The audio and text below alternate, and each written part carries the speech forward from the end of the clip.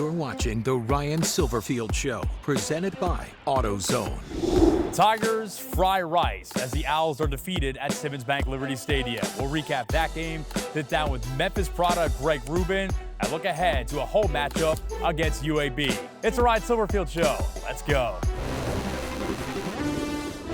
The game is on.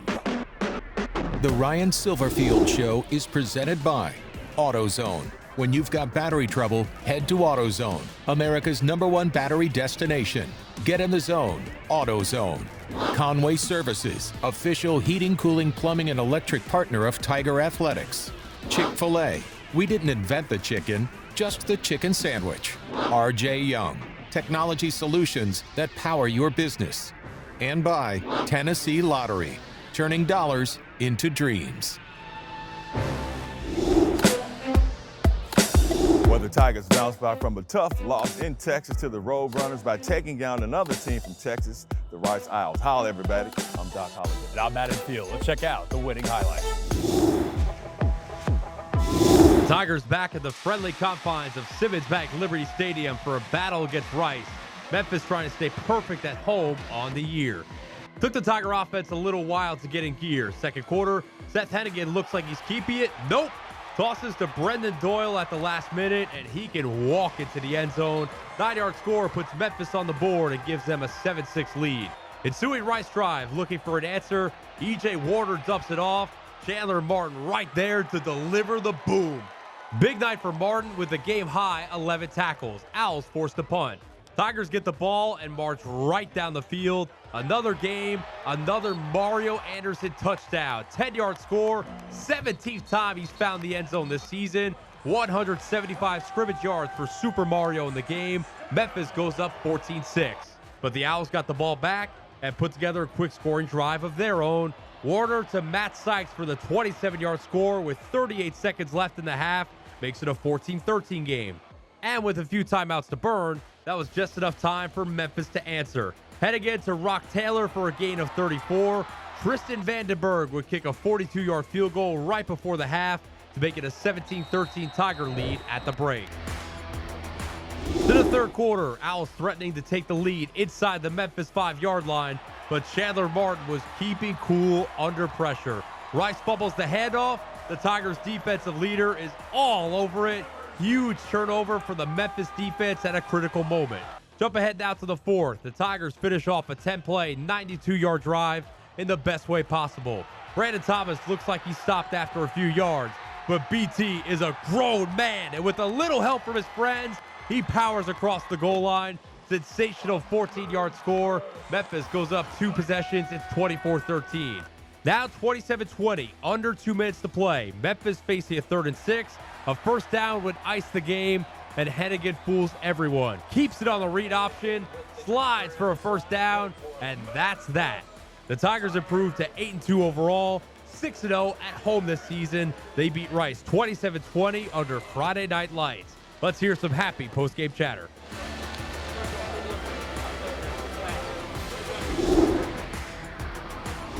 Found a way to win a football game. They're all hard in college football. We know that. They're all 4 quarters games. Some really good things and some ugly things, and that's the nature of it. Things to improve upon. You know, clearly I know the questions will come about why the slow start on offense. Lack of execution by everybody involved.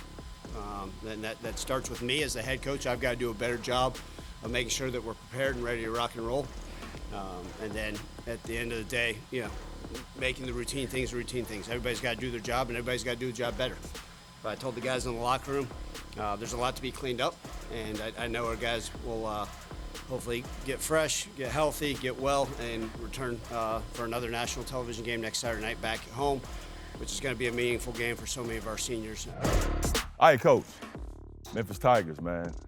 NFL pipeline, man. Just talk about the Tigers that have made it on to the next level. Yeah, it's a fantastic thing, right? You love to see their success here at the University of Memphis, and then to be able to go on and showcase their talents at the NFL, it's awesome. Because what ends up happening is, we all know as Tiger fans and as coaches, all that stuff, they did a tremendous job here. But then when they get to go play on Sundays on a national stage, even more so, it's a great thing. And we've got so many Tigers that are having success week in and week out. It's been a lot of fun. I'll let the running back talk about RBU over here, but I want to hit on Calvin Austin. A couple weeks ago on Monday Night Football, big-time punt return, catch a touchdown pass. He's been waiting for his opportunity. I know you've used his story a lot for guys here. How cool is that to watch? Yeah, absolutely. In fact, the next day, because of what had occurred, and we had a Tuesday morning team meeting, I had a bunch of people. In fact, I was asleep. I guess someone texted me, "Hey, punt return," and then I closed my eyes, and next thing I know, I guess he scored the next drive. And so what I did was I actually showed our team, and I showed the picture of Calvin Austin, his freshman year, was a 154-pound walk-on, and I walked back to the back of the team and I said, Calvin Austin sat back in this chair for 2 years. And at one point, a lot of people didn't even know his name.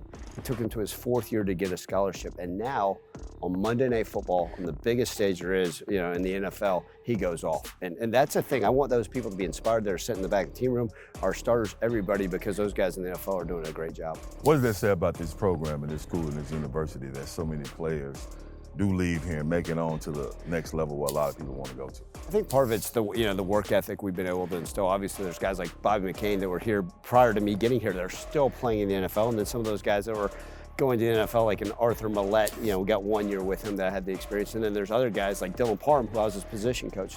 So I think what happens is guys come to Memphis, they're going to put in the work, right? They're going to be smart, tough young men. They're going to put in the work. They understand a different variety of schemes, and then they know what it takes to get to the NFL and stick in the NFL. What are your thoughts on the homecoming for Tony Pollard? Obviously not maybe the year he wanted the Cowboys last year, but comes home, play for the Titans, having a big year once again. What's it like watching that? Yeah, it's so great to have him back in state, 3 hours away. I know a lot of people in Memphis, root for the Titans, and obviously diehard Tony Pollard fans, right? Not only was he a successful Memphis high school player, but a successful University of Memphis Tiger, and then he goes and has success with the Cowboys, and now with the Titans, playing game in and game out and just having success on every single level. It's been a lot of fun. And the good news is a lot of people all throughout the country know exactly who Tony Pollard is. Do you know the reason why Memphis used to be known as DBU? We used to send a lot of defensive backs to the league back around my time, but now it's been RBU. Now I know the running backs get a lot of credit, but you got to have a great offensive line to be able to do that, man. I know you had something to do with that. Yeah, well, look, first off, the DBU, we got one of those guys, Reggie Howard, right? Played 7 years in the NFL. I go back and talk about his interception versus Tom Brady in the Super Bowl. We talk about RBU, it starts with you. Okay, and then we go into the rest of those guys and the success of D'Angelo and all those guys. But I don't take any of the credit because we had so many great running backs. But it's a great teaching tool and a recruiting tool. I can sit there and say, hey, if you come here, you start 6 games. Sometimes you even come here as a wide receiver like Antonio Gibson. You got a great chance to go to the NFL. Guys from Patrick Taylor, Darrell Henderson, to Kenny Gainwell, to Tony Pollard, to Blake Watson, and so on and so on and so on. It's been a great thing. I know you want all these guys that have dreams on play on Sundays in the future to keep those dreams alive. Who are a couple in particular on this year's team that you think have a chance to play at the next level? Yeah, what happens is the NFL scouts, we've had every NFL team come through here, not only through training camp, but throughout the season. In fact, some have been through here 4 or 5 times, multiple scouts, assistant general managers, area scouts, and those are great things. You want to see all those NFL logos show up. That means they're interested in your guys.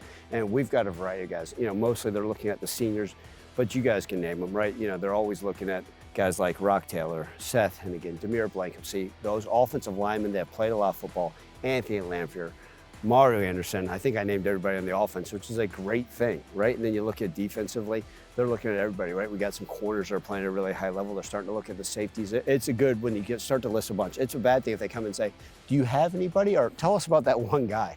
And when you got a variety of guys, it makes it a lot of fun. Let's be honest, it just means a little bit more to play for this program when you're from Memphis. Greg Rubin epitomizes that. We'll sit down with him next. You're watching The Ryan Silverfield Show, presented by AutoZone. Welcome back to The Ryan Silverfield Show. Greg Rubin is Memphis born and bred. He's lived here his entire life, and even though he's had opportunities to play football elsewhere, nothing could beat home.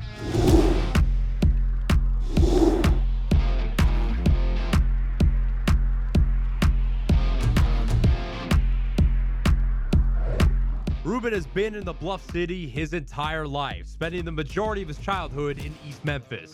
He was introduced to football before any other sport, but it wasn't exactly love at first sight. Yeah, since I was 5, I started football. I started playing football. I hated it. I hated it, every bit of it. But for some reason, I don't know what happened. Just one day it clicked, and I love the sport. Like, I wanted to play it every day. So what did you not like about it at that age? Was it the hitting or what? Yeah, it was the hitting. Yeah, like after every play, I would cry, literally every play. So yeah, I didn't like people hitting me and touching me, but it's crazy. I run the touchdown, I score, and be crying. So like, it didn't make no sense. Yeah. So yeah, I don't know, then I just started loving it. Yeah.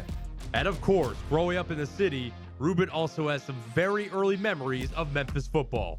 Watching my my cousins like Lonnie Valentine, Bobby McKean, them play.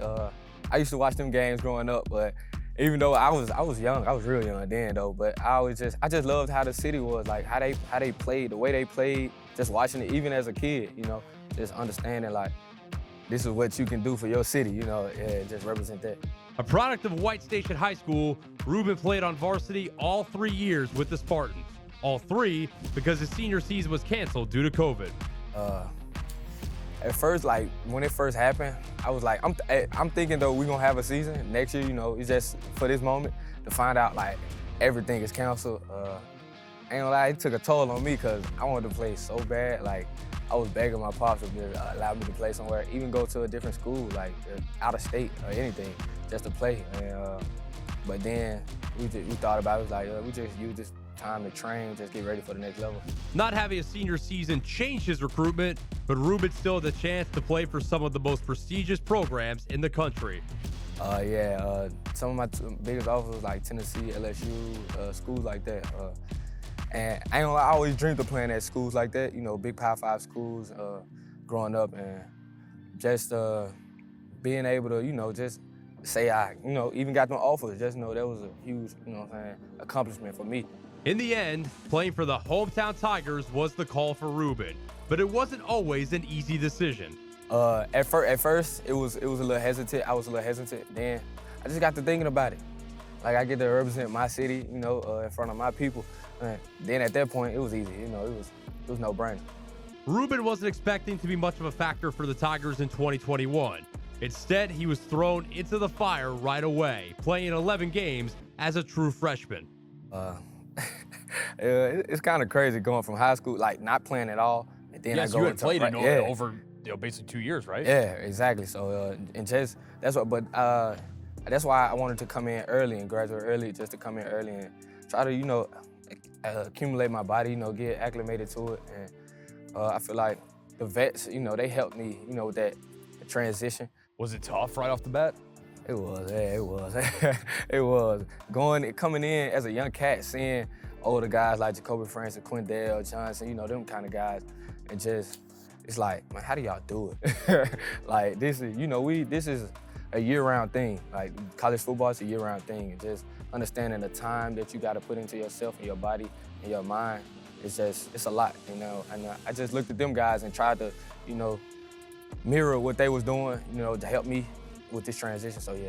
Since then, Rubin has been a key piece of the Tigers' defensive backfield all 4 years. His versatility has been a big part of that. He was a quarterback when he arrived, but now spends most of his time playing safety. What's the most difficult part of that transition? Really, it was gaining weight. Really? Yeah. Okay. I had to gain weight a lot. Like how much? So yeah, like 20 pounds. Wow, okay. Yeah, but I ain't gonna lie, now I feel great though. Like I'm moving well and all that, so it wasn't nothing too much crazy, and just understanding me having to change my mindset from going to cornerback, being out there on the island, then being here, like being almost everywhere, you know, being a safety, the back end of the defense, just understanding I gotta help everybody and communicate to everyone, you know, so yeah. And now, after a wild ride, Rubin is in the home stretch of his collegiate career, playing for his hometown team. Man, a roller coaster. Yeah, that's simple, just a roller coaster, because, you know, we done had our ups, our downs, you know. My first 2 years here, we went back-to-back 6-6, you know, and that wasn't a good feeling at all. But now, you know, last year going 10-2, and this year being able to, you know, just keep on doing what we're doing. What's it meant to you to represent the M and your hometown program and do all of this in the place you grew up? It means everything to me, you know.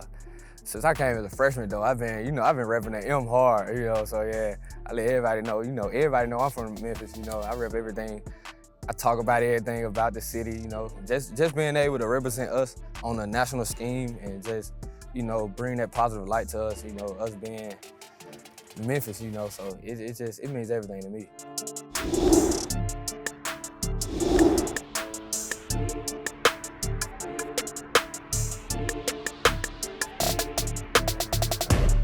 Coach, tell me about Greg Rubin. Hometown young man, been here not only playing, but just leading. Yeah, you know, that's been fun with having Greg Rubin, a local guy. Went to high school right down the street at White Station. We could hop, skid, and jump and be there. And it's always enjoyable when you've recruited a guy since the high school days, right? You've been in the home, you get to know the family. He was actually recruited during COVID, you know, part of that. And he came here. And what I appreciate about Greg Rubin, he had the opportunity to go to a lot of places. And he said, you know what? I want to play for my hometown team. He came here. He was a freshman All-American. He's been a 4-year starter. He's played everything from corner to field safety to boundary safety, now to that middle Tiger safety position. He starts for us on special teams. You know, he's one of those that has done a phenomenal job on the field. But to have a hometown guy like that say, I want to be a part of this thing and do what he does in the community, to do what he's doing in the classroom, to be a leader on this team, he checks every box. And I couldn't be more thrilled that he decided to stick with us, and what a wonderful 4 years it's been. Now, he's playing primarily safety right now. He started out mainly at corner. For the average viewer at home, how tough is that transition? He talked to me about putting that weight on and that being the biggest challenge, but beyond that. Yeah, well, I wish putting on weight was a challenge for the rest of us, but it comes too easy. But for sometimes those 18 to 19-year-olds, no, but he's done a tremendous job. I think at corner sometimes everybody just thinks, hey, I just got to get that man. Obviously, there's some zone concepts, but now all of a sudden you go back to safety. And you've got to be a vocal leader. You got to make sure everybody gets lined up. We always talk about, hey, is it the Mike linebacker that gets everybody lined up? Well, that safety back there, it's just as important of a job to make sure everybody's doing what they're supposed to in the secondary. And, oh, wait, do I go bite on the run? Do I look for the play action pass? Do I go try to get the hitch? And you got to take unique angles. And so for him, I give him so much credit because every year we're like, hey, this is for the best interest of the team. Move here? Absolutely. It's Battle for the Bones Week. Memphis tries to win this rivalry for the second year in a row. We'll preview that game next. You're watching The Ryan Silverfield Show, presented by AutoZone. Let's take a look at the AutoZone road ahead. First of all, Coach, UAB Blazers, man, I always like this matchup because it's right down the road. Yeah, it is, and it's unique. When I first got here, I actually heard about the Battle of the Bones. And I went up to the trophy room, I tried to lift that thing. Obviously, I'm not strong enough to lift it. It's nice to keep it in our trophy room. Another year, we got to try to do that thing. But it is nice being able to have it. We recruit the state of Alabama, we recruit Birmingham. It's a fantastic rivalry. Hopefully, we come out on the better end. Trophy aside, having a regional rivalry like that with some history, how important is that to the program? Yeah, look, I love the history of this program, and so often now with the transfer portal, all these guys, it gets lost. And I still believe in, hey guys, understand, look at the history, the number of games played.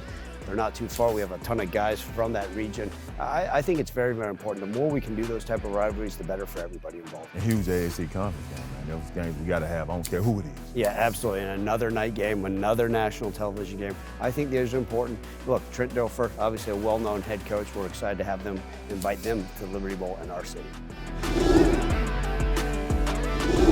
When you've got battery trouble, head to AutoZone, America's #1 battery destination. Get in the zone, AutoZone. The UAB game is also senior day, so it'll be nice to see a big group of players get honored for their contributions to the program. Back with the wrap in just a minute. You're watching The Ryan Silverfield Show, presented by AutoZone. Thanks so much for watching. Next Sunday night, we sit down with William Whitlow Jr. You won't want to miss it. Have a great night, everyone. The Ryan Silverfield Show is presented by AutoZone. Got a check engine light? AutoZone will check it for free with the free Fix Finder service. Available at every store. Get in the zone, AutoZone. Conway Services, official heating, cooling, plumbing, and electric partner of Tiger Athletics. Chick-fil-A, we didn't invent the chicken, just the chicken sandwich. RJ Young, technology solutions that power your business. And by Tennessee Lottery, turning dollars into dreams. This copyrighted telecast is an exclusive presentation of Silvefield under the broadcasting rights granted by the University of Memphis. Reuse of this presentation is prohibited without the expressed written consent of the University of Memphis and Silvefield.